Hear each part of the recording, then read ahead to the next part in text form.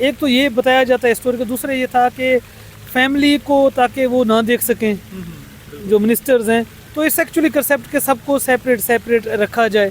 These are the some things. और दूसरा ये भी कहा जाता है कि ये जो फाउंटेन्स लगे हुए हैं इनकी वर्किंग के लिए कि पानी ऊपर से नीचे किस स्पीड से आए, फिर नीचे से सेकंड थर्ड टेरेस पे किस तरह जाए, तो ये हिस्टोरिकली बताया जाता है कि इस बेसिस के ऊपर इसके 3 तख्ते बताए गए। ये फाउंटेन जो है उसी दौर के लगे हुए हैं, बादशाह जो है शाहजहां के दौर के, और अपनी असल हालत में जो है मौजूद हैं। और वर्ल्ड सिटी की तरफ से जो काम करवाया गया 2 साल में ज़्यादा था, इसकी कंडीशन ये थी कि यहाँ पे जो है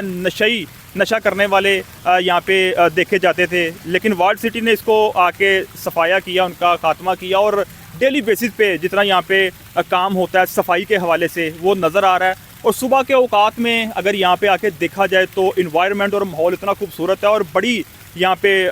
बड़ी एक रेशो है शहरियों की जो यहाँ पे विज़िट करती हैं। सबसे ज़्यादा क्या तादाद है, यानी कि ईद के मौके पे या कब सबसे ज़्यादा लोगों ने विज़िट किया?